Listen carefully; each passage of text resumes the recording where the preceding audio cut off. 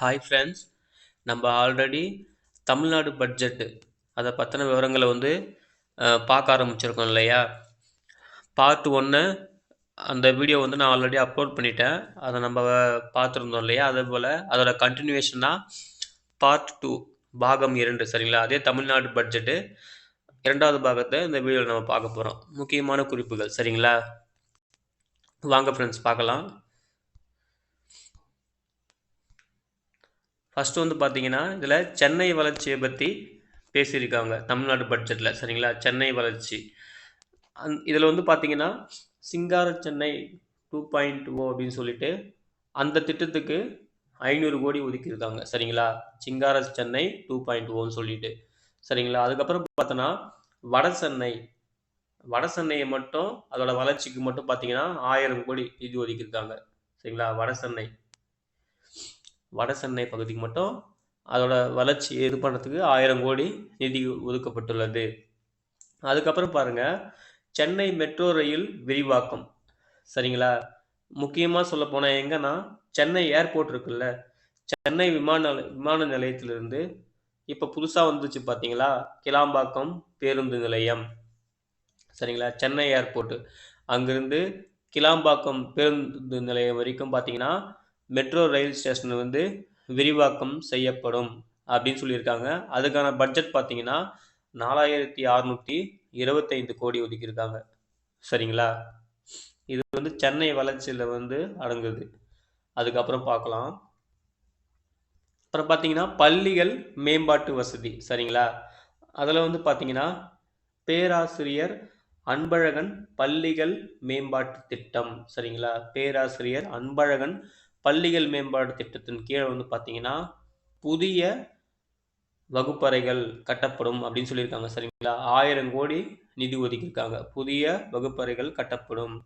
அதுக்கப்புறம் பார்த்தீங்கன்னா திறன்மிகு வகுப்பறைகள் சரிங்களா? திறன்மிகு வகுப்பறைகள், அதாவது ஆக்டிவிட்டி பேஸ்டு கிளாஸ் ரூம்ஸு, அதுவும் பார்த்தீங்கன்னா கட்டப்படும் சொல்கிறாங்க. அதுக்கு பார்த்தீங்கன்னா 300 கோடி ஒதுக்கியிருக்காங்க சரிங்களா? 300 கோடி. இது பள்ளிகள் மேம்பாட்டு வசதியில் அடங்குது. அதுக்கப்புறம் பார்ப்போம். இங்கே பாருங்கள், மண் வளம் பேணி காத்தல் உயிர்ம வேளாண்மை சரிங்களா? அதாவது விவசாயம் சம்மந்தமாகவும் அதுக்கு பார்த்தீங்கன்னா 206 கோடி ஒதுக்கியிருக்காங்க சரிங்களா? 206 கோடி ஒதுக்கியிருக்காங்க. அப்புறம் பார்த்தீங்கன்னா 5000 ஏரி குளங்கள் சீரமைப்பு சரிங்களா? 5000 ஏரி குளங்கள் சீரமைப்பு அதுக்கு பார்த்தீங்கன்னா 500 கோடி ஒதுக்கியிருக்காங்க. 500 கோடி சரிங்களா? அப்புறம் பார்த்தீங்கன்னா அடையாறு நதி சீரமைப்பு அதுக்கு பார்த்தீங்கன்னா 1500 கோடி சரிங்களா? அப்புறம் பணிபுரியும் மகளிருக்காக வெளியெல்லாம் போயிட்டு வேலை செய்கிறாங்கல்ல, அவங்க பார்த்தீங்கன்னா புதிய தங்கும் விடுதி சரிங்களா? அந்த விடுதி நேம் என்னன்னு பார்த்தீங்கன்னா தோழி இல்லம் சரிங்களா? வெளியே போய் வேலை செய்கிறாங்க பார்த்தீங்களா, சிட்டி சைடில் இந்த மாதிரி வேலை செய்கிற மகளிருக்கு தங்கும் விடுதி, அந்த விடுதி நேம் என்னது? தோழி இல்லம். அதுக்கு எவ்வளோ ஒதுக்கியிருக்காங்கன்னா 26 கோடி. அதாவது இந்த 26 கோடி எதுக்குன்னா 3 புதிய தோழி இல்லம் கட்ட போகிறாங்க. அது எங்கெங்கன்னு பாருங்கள், சென்னை, திருவண்ணாமலை, ஒசூர், இந்த 3 இடத்துல பார்த்தீங்கன்னா புதிய 3 தோழி இல்லம் கட்டப்படும் அப்படின்னு சொல்லியிருக்காங்க. 26 கோடி ஒதுக்கியிருக்காங்க சரிங்களா? அதுக்கப்புறம் பாருங்க, தமிழ்நாடு இந்தியாவின் பிற மாநிலங்களில் உற்பத்தி செய்யப்படும் கைத்தறி பொருட்கள் சரிங்களா? தமிழ்நாடு மற்றும் இந்தியாவின் மற்ற மாநிலங்கள் உற்பத்தி பண்ணுறாங்கல்ல கைத்தறி பொருட்கள் விற்பனை செய்ய சரிங்களா? அதை விற்பனை செய்யறதுக்கு சென்னையில் பார்த்தீங்கன்னா வணிக வளாகம் கட்டப்படும் சரிங்களா? சென்னையில் பார்த்தீங்கன்னா வணிக வளாகம் கட்டப்படும். அதுக்கு பார்த்தீங்கன்னா 227 கோடி ஒதுக்கியிருக்காங்க சரிங்களா? 227 கோடி சென்னையில் புதிய வணிக வளாகம்.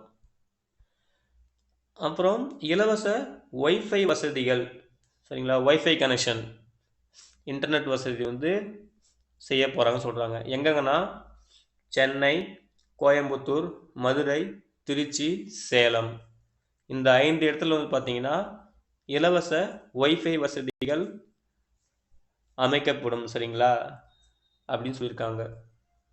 அப்புறம் ஆரம்ப சுகாதார நிலையங்கள் முதல் மெடிக்கல் காலேஜ் மருத்துவக் கல்லூரி வரை கட்டமைப்பு மேம்படுத்த 333 கோடி ஒதுக்கியிருக்காங்களாம். சரிங்களா, லோக்கலில் நம்ம வில்லேஜெலாம் வந்து பிரைமரி ஹாஸ்பிட்டல் இருக்குது இல்லையா, அதான் ஆரம்ப சுகாதார நிலையம். அதிலிருந்து மெடிக்கல் காலேஜ் வரைக்கும் மருத்துவக் கல்லூரி வரைக்கும் கட்டமைப்பை மேம்படுத்த போகிறாங்கன்னு சொல்லியிருக்காங்க. சரிங்களா, 333 கோடி ஒதுக்கியிருக்காங்க. 333 கோடி. அப்புறம் பார்க்கலாம், கலைஞரின் கனவு இல்லம் அப்படின்னு ஒரு திட்டம். அந்த திட்டத்தில் வந்து பார்த்தீங்கன்னா 8 லட்சம் காங்கிரீட் வீடுகள் கட்டித்தரப்படும். சரிங்களா, 8 லட்சம் காங்கிரீட் வீடுகள் எதுக்குள்ளனா 2030க்குள்ள அப்படின்னு ஒரு டார்கெட் வச்சிருக்காங்க. அதாவது குடிசைகள் இல்லா தமிழ்நாடா மாற்ற போகிறாங்க அப்படின்னு சொல்கிறாங்க. சரிங்களா, 2030க்குள்ள டார்கெட்டு 8 லட்சம் காங்கிரீட் வீடுகள் குடிசைகள் இல்லா தமிழ்நாடா மாற்றணும்னு சொல்லிட்டு இந்த திட்டத்தை கொண்டு வராங்க. சரிங்களா, அப்புறம் பாருங்க, அரசு நூலகங்கள் புதியது மற்றும் பழையது புதுசாகவும் கட்ட போகிறாங்களாம், பழைசை வந்து சீரமைப்பு பண்ண போகிறாங்களாம். சரிங்களா, அரசு நூலகங்கள் அதுக்கு வந்து பார்த்தீங்கன்னா 213 கோடி ஒதுக்கியிருக்காங்க. சரிங்களா, 213 கோடி. அதே பார்த்தீங்கன்னா கலைஞர் நூலகம் இந்த புதுசாக கட்ட போகிறாங்க சொன்னால, அதில் வந்து கலைஞர் நூலகம்னு ஒன்று கட்ட போகிறாங்க. கலைஞர் நூலகம் மற்றும் அறிவியல் மையம் எங்கன்னா கோயம்புத்தூரில். சரிங்களா, இது வரப்போகுது. அப்புறம் பாருங்க, 14 புறவழிச்சாலைகள். சரிங்களா, 14 புறவழிச்சாலைகள் மற்றும் மேம்பாலங்கள் கட்டப்படும் அப்படின்னு சொல்லியிருக்காங்க. அதுக்கு திட்டம் பார்த்தீங்கன்னா இதுக்கு வந்து பார்த்தீங்கன்னா 665 கோடி ஒதுக்கியிருக்காங்க. சரிங்களா, அப்புறம் கடல் சார்ந்து அதுக்கு பார்த்தீங்கன்னா இந்த மீனவர்கள் இருக்காங்க இல்லையா, அவங்களுக்குன்னு ஒரு இது தூண்டில் வளைவுகளும் மீன் இறங்குதளங்களும் அமைக்கப்படும். சரிங்களா, கடல் சார்ந்து மீனவர்களுக்காக தூண்டில் வளைவுகளும் மீன் இறங்குதளங்களும் அமைக்கப்படும். எவ்வளோனா 450 கோடியில் ஒதுக்கியிருக்காங்க. அப்புறம் கரிகாலன் கட்டின கல்லணை இருக்குது பார்த்தீங்களா, கரிகாலன் கல்லணை. சரிங்களா, கரிகாலன் கல்லணையை புனரமைப்பு செய்ய, சரிங்களா, சீரமைப்பு செய்ய 400 கோடி ஒதுக்கப்பட்டுள்ளது. சரிங்களா, 400 கோடி. அப்புறம் கீழடி அருங்காட்சியகம் அமைக்கிறாங்களாம். அதாவது திறந்தவெளி அருங்காட்சியகம், கீழடி திறந்தவெளி அருங்காட்சியகம் எங்கன்னா சிவகங்கையில் 17 கோடி ஒதுக்கியிருக்காங்க. சரிங்களா, 17 கோடியில் ஒதுக்கியிருக்காங்க அது வந்து அமைக்கிறதுக்கு. அப்புறம் புராதன கட்டிடங்கள் பழமை மாறாமல் புதுப்பிக்கப்படும். புராதன கட்டிடங்கள் அதாவது பழங்கால கட்டிடங்கள்லாம் இருக்குது பார்த்தீங்களா. இப்போ சென்னையில் பார்த்தா சென்ட்ரலு இந்த மாதிரி ஒரு சில இடத்துல அங்கங்கே ஒரு பழங்கால கட்டிடம்லாம் இருக்கும். அந்த கட்டிடத்தெல்லாம் வந்து நல்லா புதுப்பிக்கிறதுக்கு நிதி ஒதுக்குறாங்க. எவ்வளோன்னா 50 கோடி. சரிங்களா, 50 கோடி. அப்புறம் 1000 ஆண்டுகள் பழமை வாய்ந்த கோவில்களில், ரொம்ப பழமை வாய்ந்த கோயில்கள் 1000 ஆண்டுகள் அங்கே பார்த்தீங்கன்னா திருப்பணிகள் மேற்கொள்ள, சரிங்களா, திருப்பணிகள் மேற்கொள்ள 1000 கோடி வந்து ஒதுக்கப்பட்டுள்ளது அப்படின்னு சொல்கிறாங்க. சரிங்களா, அடுத்தது பார்ப்போம். இதெல்லாம் திட்டம் தான். முதலமைச்சரின் தாயுமானவர் திட்டம். சரிங்களா, இந்த திட்டம் எதுக்குன்னா வறுமை ஒழிப்பு. இதனால பார்த்தீங்கன்னா 5 லட்சம் ஏழை குடும்பங்கள் வந்து பயனடைவாங்க அப்படின்னு சொல்கிறாங்க. சரிங்களா, முதலமைச்சரின் தாயுமானவர் திட்டம் வறுமை ஒழிப்புக்காக 5 லட்சம் ஏழை குடும்பங்கள் வந்து பயன்பெறும். பாவர்ட்டி எராடிகேஷன், இங்கிலீஷில் பாவர்ட்டி எராடிகேஷன் சொல்கிறாங்க.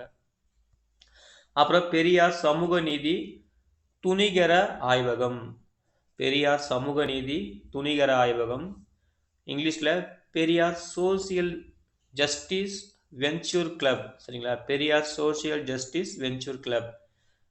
இது எதுக்குன்னா பிற்படுத்தோர் இருக்காங்க இல்லையா, ட்ரைபல்ஸு, எஸ் இந்த மாதிரி அவங்களுக்கு வந்து பார்த்தீங்கன்னா பிற்படுத்தப்பட்டோர் தொழில் முன்னேற்ற உதவி, அவங்களுக்கு வந்து தொழிலில் வந்து ஏதாவது வேணும் அப்படின்னா அவங்களுக்கு வந்து உதவி செய்யறதுக்காக தான் இந்த கிளப் இந்த ஆய்வகத்தை வந்து எடுத்துகிட்டு வராங்க.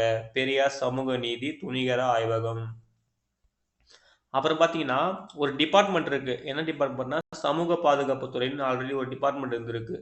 அந்த டிபார்ட்மெண்ட்டை நேம் சேஞ்ச் பண்ணியிருக்காங்க. சரிங்களா, பெயர் மாற்றம் செய்திருக்காங்க.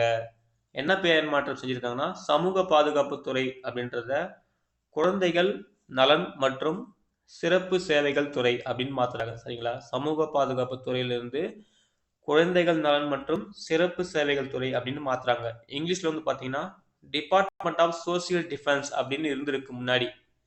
இது ஓல்டு, இது நியூ. சரிங்களா, டிபார்ட்மெண்ட் ஆஃப் சோசியல் டிஃபென்ஸ்னு இருக்கு. அதை வந்து என்ன பண்றாங்கன்னா department of children welfare and special services அப்படின்னு மாத்துறாங்க. சரிங்களா, நோட் பண்ணிக்கங்க.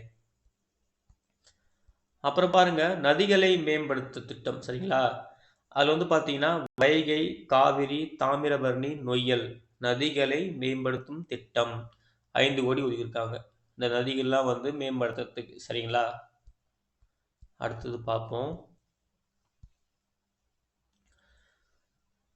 அழிந்து வரும் உயிரினங்கள் நம்ம தமிழ்நாட்டில் அதை பாதுகாக்கிறது வந்து பார்த்தீங்கன்னா 50 கோடி நிதி ஒதுக்கியிருக்காங்க. சரிங்களா, இங்கிலீஷில் வந்து பார்த்தீங்கன்னா என்டேஞ்சர்ட் ஸ்பெஷியஸ் கன்சர்வேஷன் ஃபண்ட் அப்படின்னு சொல்லுவாங்க.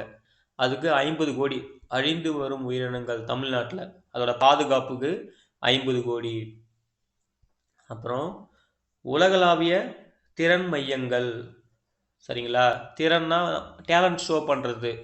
அதாவது அதில் வந்து பார்த்தீங்கன்னா உலக நாடுகளில் கூட பங்கேற்கும். அவங்க டேலண்ட் வந்து ஷோ பண்ணுறது. அதுக்கு வந்து பார்த்தீங்கன்னா குளோபல் கெப்பாசிட்டி சென்டர்ஸ் அப்படின்னு சொல்கிறாங்க. இந்த சென்டர் வந்து உருவாக்குவாங்களாம். அந்த மையத்தை எங்கெங்கன்னா கோயம்புத்தூர்லேயும் மதுரையிலையும். சரிங்களா, இந்த சென்டர் உருவாக்கி எல்லா உலக நாடுகளும் பங்கேற்கலாம். அவங்களோட டேலண்ட் வந்து ஷோ பண்ணலாம் அப்படின்னு சொல்கிறாங்க. அதுக்கப்புறம் உலக புத்தொழில் மாநாடு. சரிங்களா, குளோபல் ஸ்டார்ட் அப் சம்மிட்.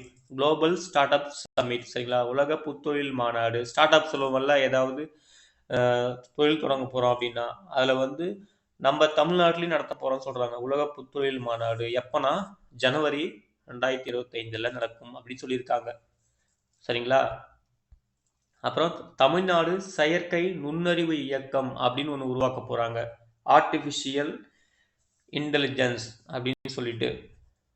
சரிங்களா, அதுக்கு யார் தலைமை தாங்குறாங்க அப்படின்னா இந்த இயக்கத்துக்கு தலைமை நம்ம முதலமைச்சர் தான். சரிங்களா, தமிழ்நாடு ஆர்டிஃபிஷியல் இன்டெலிஜென்ஸ் மிஷன் தலைமை தாங்குபவர் யாருன்னா நம்ம முதலமைச்சர் தான். சரிங்களா,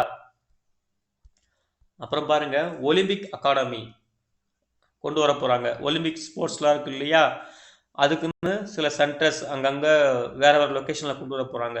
எங்கெங்கன்னா சென்னை, மதுரை, திருச்சி, நீலகிரி இந்த 4 இடத்துல வந்து பார்த்தீங்கன்னா ஒலிம்பிக் அகாடமி. இப்போ யார் விளையாட்டுத்துறை அமைச்சராக இருக்காரு? திரு உதயநிதி ஸ்டாலின் அவர்கள் தான். சரிங்களா, உதயநிதி ஸ்டாலின் அவர்கள் அவங்க வந்து பார்த்தீங்கன்னா இந்த மாதிரி ஒலிம்பிக் அகாடமிக்காக ஒரு 4 இடத்த வந்து சூஸ் பண்ணியிருக்காங்க. சென்னை, மதுரை, திருச்சி, நீலகிரியில் அவங்க வந்து அமைக்க போகிறாங்க சொல்கிறாங்க. சரிங்களா, நோட் பண்ணிக்கோங்க.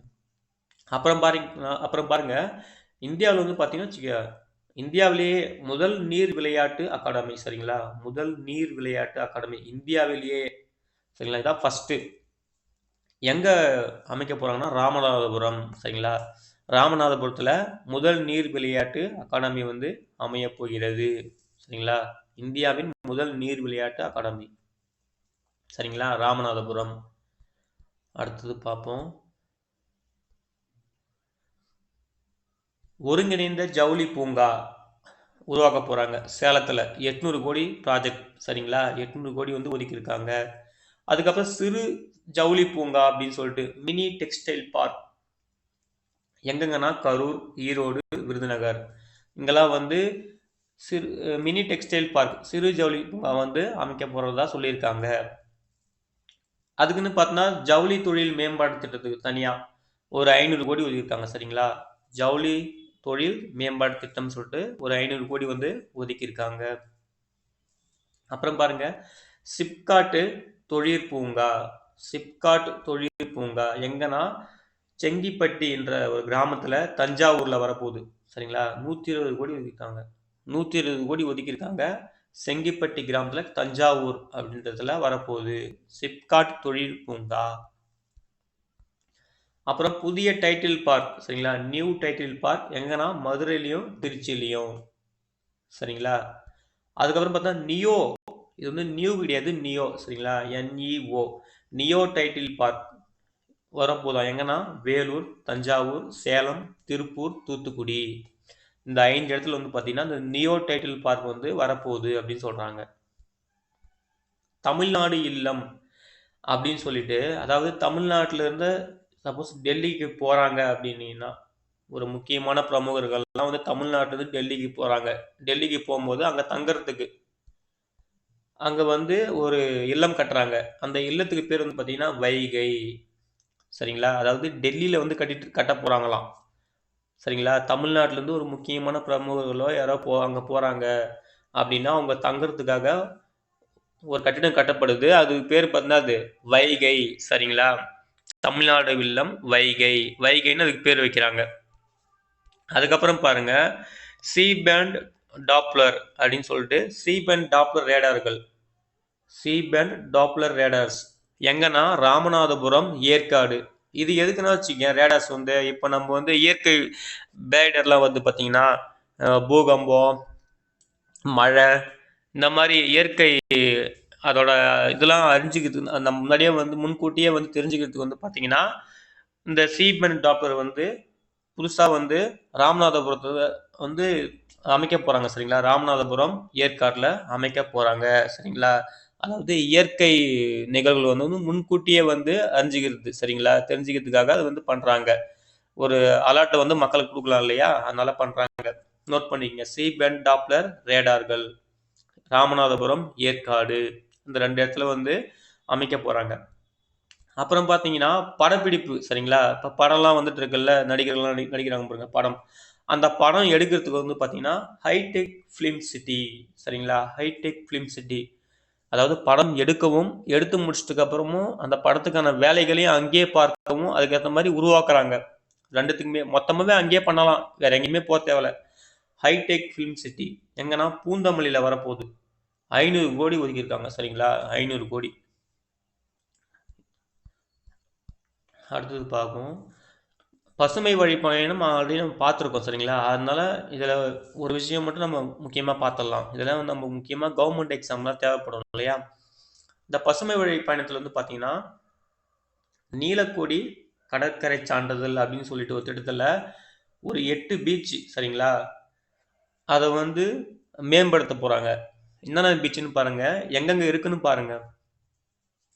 ஃபஸ்ட்டு பார்த்தீங்கன்னா Chennai Marina beach, Cuddalore silver beach, அதாவது மெரினா கடற்கரை, சில்வர் கடற்கரை. கடலூரில் வந்து சில்வர் பீச் இருக்குது.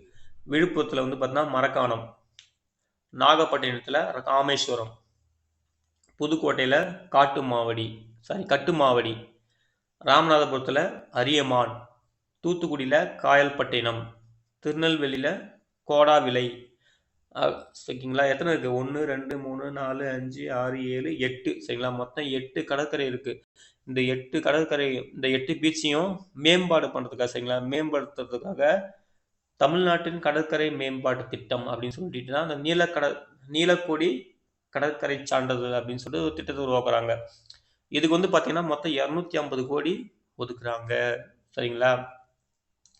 இந்த கடற்கரையெல்லாம் வந்து சுத்தமாக வச்சுக்கிறதுக்கு, அதை வந்து நல்லா ஒரு க்ளீனாக பார்த்துக்கிறதுக்கு வந்து இந்த திட்டம் சரிங்களா. நோட் பண்ணிங்க, இதெல்லாம் வந்து முக்கியமாக கேட்கறதுக்கு வாய்ப்பு இருக்குது சரிங்களா. இது வந்து பசுமை வழி பயணத்தில் வருது சரிங்களா ஃப்ரெண்ட்ஸ்.